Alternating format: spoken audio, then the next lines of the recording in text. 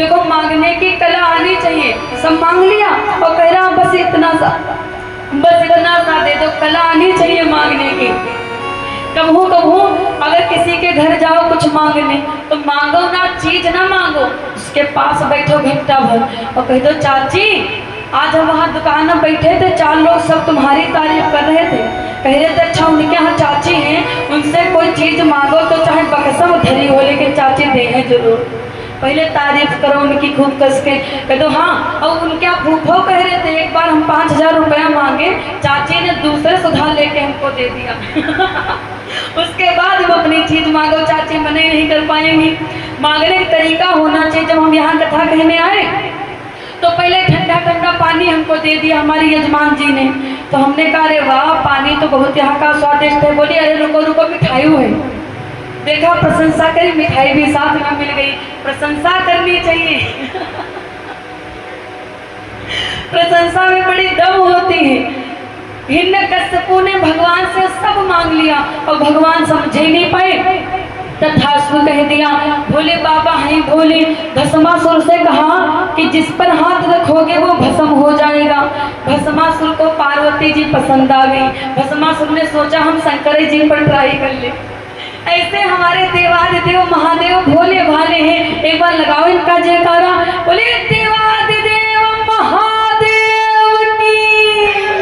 इतने भोले भाले हैं हमारे शंकर जी महाराज। एक बार एक बूढ़ी माता ने भोले बाबा की तपस्या करी और भोले बाबा चले वरदान देने के लिए। तो विष्णु जी ने हाथ पकड़ा, बोले रुको तुम्हारा कोई भरोसा, तुम तो जो कहेगा वो दे आओगे, एक ही वरदान देना। भोले बाबा ने कहा ठीक है। भोले बाबा आए मैया से, बोले मैया मांगो क्या मांगोगी? तो मैया ने कहा मांगो। भोले बाबा ने कहा एक ही चीज देंगे, एक ही चीज दोगे? हाँ। तो बूढ़ी अम्मा ने कहा तनिक देर रुक जाओ प्रभु, अपने घर पूछ लूं जाके। घर आई अम्मा तो बहू ने कहा अम्मा तुम पोता मांग लो। बेटा बोला धन मांगो। बहू बोली पोता मांगो। और शंकर जी ने कहा था मैं एक ही चीज देंगे। और बहू कह रही पोता मांगो, बेटा कह रहा धन मांगो। अम्मा कितनी होशियार है। अम्मा गई शंकर जी के पास और कहा महादेव आप मेरे पोता के लिए खूब सारा धन दे दो। देखो दोनों चीजें मांग ली और भोले बाबा समझ नहीं पाए, कह दिया तथास्तु। कुछ देर बैठा करो बुजुर्गों के पास, हर चीज नहीं मिलती गूगल के पास। बुजुर्गों के पास अनुभव बहुत होता है। कुछ देर बैठा करो बुजुर्गों के पास, हर चीज नहीं मिलती गूगल के पास। एक बार एक लड़का किसी गांव की बिटिया के साथ विवाह करना चाहता था। तो लड़की का बाप बोला कर देंगे शादी, ले आओ बारात। लेकिन शर्त इतनी है कि बारात में कोई बुढ़ा नहीं आएगा। लड़का सब बड़ा खुश, बुढ़ों का काम में क्या है। अब लड़का सब सजने धजने लगे, जाने लगे। तो लड़का का नाना बोला, लड़का के नाना बोले कहाँ जा रहे हो तुम? सब बोले बाप नाना शादी करने।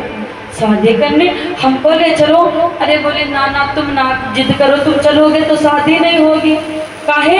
बोले नाना वहाँ शर्त रखी गई है कि अगर बुढ़ाएगा तो शादी नहीं होगी। नाना बोले तब तो जरूर चलेंगे, जरूर कुछ गड़बड़ करना चाहते हैं वो लोग। अरे बोले नाना चलोगे शादी रुक जाएगी। नाना बोले किसी पेटी उटी में बिठा लो। एक कागज के डिब्बा में नाना को बिठा लिया। बारात आई। लड़की का बाप बोला चेक करो कोई बुढ़ा तो नहीं है। सब 50 के धरे थे, कोई बुढ़ा था ही नहीं। लड़की का बाप बोला हाँ बढ़िया है, शर्त के अनुसार आए हैं। लड़की का बाप बोला एक और शर्त है, अभी विवाह नहीं होगा। काहे? लड़की का बाप बोला तुम लोग गंगा जी में दूध भरवाओ तब करेंगे शादी।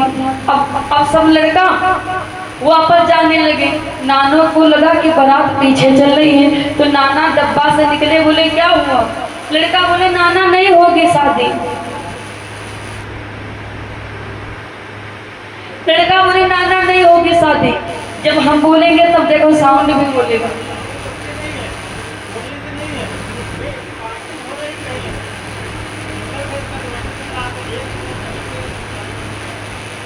बोली भक्त और भगवान की। नाना बोले काहे काहे बारात ले जा रहे हो? अरे बोले नाना कह रहे गंगा जी में दूध भरवाओ। का बोला कोई गंगा जी में दूध भरवा सकता है? अब शादी नहीं होगी। और नाना बोले छोटी मोटी चीजों में भरा बारात वापस जाती है। लड़का बोले छोटी मोटी चीज गंगा जी में कोई दूध भरवा पाएगा? नाना बोले तुम लड़की के बाप के पास जाओ और कह दो कि दूध हमने इकट्ठा कर लिया है, भरवा देंगे गंगा जी में दूध, पहले तुम गंगा का पानी खाली करवाओ।